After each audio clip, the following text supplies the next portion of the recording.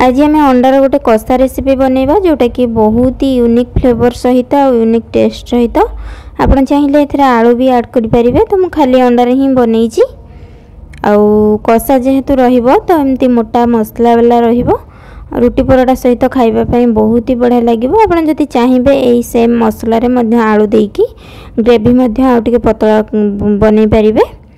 तो से मुझे सीझा अंडा नहीं जाइए अंडा को सीझेकी चोपा छड़ेकी नहीं जाइए से कट लगे दूसरी गोटे सैड्रे दुई पटे लगेबेनी गोटे पटे लगेले कौन हम ना फ्लेवर सब भितर को जीव माने अंडाटा खाइला बेले एमती ब्लैंक लगेनी मसला पूरा भितर को भलसे पशि थी। तो दुई साइड काटबेनी ना कटिज अंडा गोटे साइड ही काटबे। तो ताको मो एठी रिफाइन तेल देकी अल्प टिके हलदी गुंड देकी ताको भलसे फ्राए कर नहीं जिबा ना अंडाटा भलसे भाजिकी कले तार गोटे टेस्ट गोटे अलग आसे। ये अंडा आमर भलसे पूरा फ्राए हो गलानी तेल रे दुई पट। तो मुझे एमती तेल रू बाहर कर नहीं जाऊँगी ये टिके अधिका तेल मुझे नहीं जाइए जहाँद्वारा कि सही माने सेम तेल रे ही मु मसला सब बन नहीं जी। ये मु दुईटी मीडियम साइज रो पियाज को एमती माने मोटा मोटा काटिकी ऐड कली कहीं आम पियाजर मसलाटा बनइबा जोटा कि ग्रेवी को मोटा करवा और टेस्ट भी गोटे अलग टेस्ट आसो। आप निश्चय एमती थे बनातु।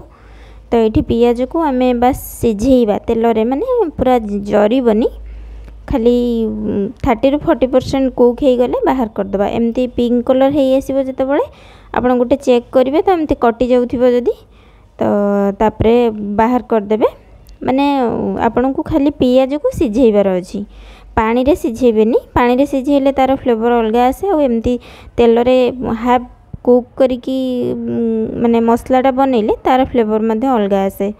तो ये हमर पियाज हो गलानी हमको जेतिकी दरकार तो 40% एनफ तापर आप बाहर करदे। बाहर करके मुझे पियाज को बाहर करके ताको स्प्रेड करके छाड़ीदेवी ठंडा हाँपाई।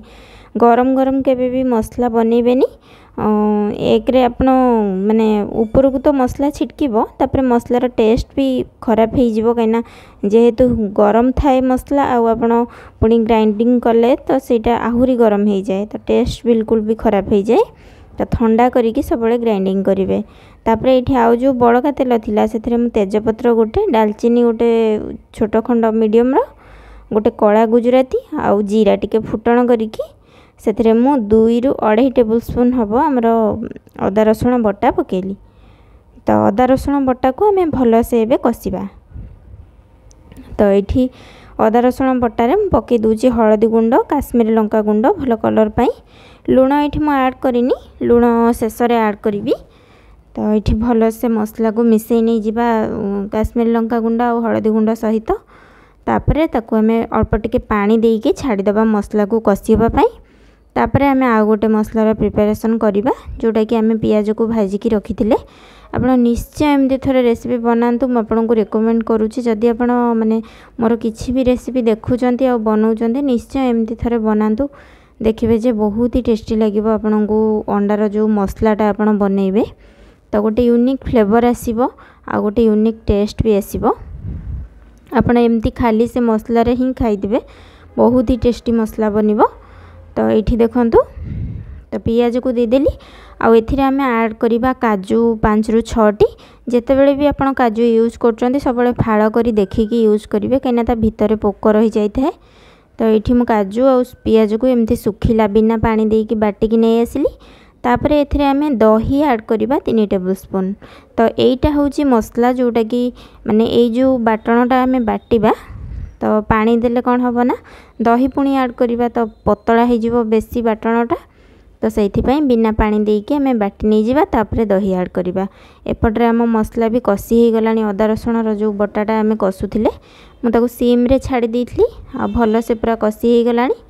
आम जो मसलाटा एबे बाटिले पियाज काजू आउ दहीर सेटा ही हूँ गेम चेंजर बहुत ही माने फ्लेवर को बहुत ही बढ़िया एनहांस करिवो ए मसलाटा। आप निश्चय थे एमती ट्राए करंतु। तो ये से मसला को देकी आपन को टिके अधिका परिश्रम करने पड़ो कहीं ये जो मसलाटा आम एबे ऐड कले सेटा टिके अधिका समय कषा पड़ो आ कंटिन्यूअसली कषापी पड़ो जेहेतु आम से दही ऐड करें आ काजू भी ऐड करें पियाजर बटा तो ठीक थाए बहुत ही मसलाटा। तो ताकू जदि कंटिन्यूअसली न गोलेबा काजू और पियाज पई हमर मसलाटा तले लागि जिबार बहुत चांस थाए। तो ये जेहेतु दही पकई तो कंटिन्यूअसली गोलेली जिते गोटे बॉयल आसीगला से मुझे छाड़देली। तापर ये आम ऐड करवा 1 टेबल स्पून धनिया पाउडर। तापर ताकू भलसे मिसई नहीं जावा। मुझे आप लक्ष्य करुवे गोटे मसला ऐड करुँची ताकू मिसौची कहीं मसला जेहेतु बहुत ही ठीक थाए तो आपन जदि टिके छाड़देवे ताहले मसलाटा तले लागि जिबार बहुत चांस थाए। आ मसला जदि थरे लागि जिवो तो आपनक तरकारीर टेस्ट पूरा खराब हो जिवो।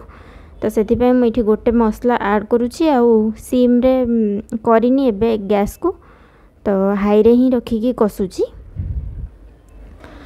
तापर ये मु ग्राइंडर जार को धोईकी पानी देदेली से जो लगी अवशिष्टांश तो ताकू धोईकी ता पानीटा दे देकी ताकू भलसे मिसई नहीं जाउची।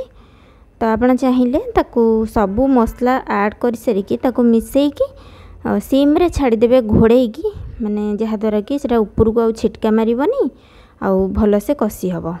तो ये मु लुण ऐड कर नथली जेहेतु मसला रे दही थिला तो ये कषि हो गला परे मु ऐड करुँची लुण। लुण मु एकाथरे स्वाद अनुसार माने स्वाद अनुसार ऐड करिछि। तापर लुण को ऐड कर सारिकी मसला को भलसे मिसई देबी। तापर सिम रे छाड़देवी कषि होगापाई। ए मसला को कषियापाई मते 8 ରୁ 10 मिनिट लगी। तो देखो मसलार लुक आउ केते सुंदर देखा जाउची और पूरा ड्राई भी हो जाइए भल से कषि हो जाइए गोटे सुंदर गोटे बास्ना आसूला पियाजर।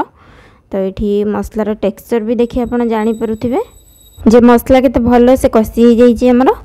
तापर ये आम आउ किछि करिबार नै बस मसला आमर रेडी हो गला। आपन ए मसला रे सेम मसला रे किछि भी भेज रेसिपी भी बनै परिबे कि अलग किछि आइटम भी बनै परिबे माने मसला आइटम। तो ये आमर जो अंडा को भाजिकी रखिथिले से अंडा को ऐड कर दबा। आपन चाहिए आलू भी ऐड करि परिबे ए स्टेज रे सिझा आलू नहले आलू को जदि फ्राई करिकी रखिथिबे ताहले भी ऐड करि परिबे। तो जेहेतु मसला बहुत लागुला तो मु अल्प टिके पानी देकी ताकू अंडा को और मसला को टिके 1 ରୁ 2 मिनिट एमती कषि नहीं जीवी। तापर हमें पानी ऐड करवा। यहाँ जेहेतु मसला बनब अंडा कषा टाइप बनब तो बेसी पतला हेनी ग्रेवी। तो ये मुझे जी ग्रेवी दरकार से हिसाब रे प्राय 1 ग्लास हम मु गरम पानी ऐड करदेली कहीं गरम पानी ऐड कले ग्रेवीर टेस्ट आ कलर सेमती ही रही है। जदि आप ठंडा पानी ऐड कर तो कलर टिके डल हो जाए। तो मु सब बेले गरम पानी ही ऐड करे। तो ये ऐड कर सारा पर पानी ताको आम सिम रे छाड़ीदबा 5 ରୁ 7 मिनिट फुटियापाई जहाँद्वारा कि अंडाटा आमर ग्रेवी सहित भल से कुक हम आ फ्लेवर सब आउ टिके भल से पशिब अंडा भितर। तो ये देखो आमर ग्रेवी फुटीगला। मु शेष में ऐड करुँची कसूरी मेथी 1 टेबल स्पून आउ गरम मसला ये 1 टीस्पून ही ऐड करेंगे जेहेतु आम गोटा गरम मसला भी पकई तो क्वांटिटी को देखिकी अल्प ही ऐड करेंगे ना गरम मसला भी टेस्ट को एनहांस करे और टेस्ट को खराब भी कर दिए जदि आप अधिका पकाउछंती। तो ये ताको रेस्ट रे छाड़ीदबा 5 मिनिट पाई। तापर सर्व करवा पूरा गरमा गरम आप सर्व करेंगे अंडा मसला आउ केते टेस्टी लगे निश्चय कमेंट रे जनइबे। रहिली नमस्कार।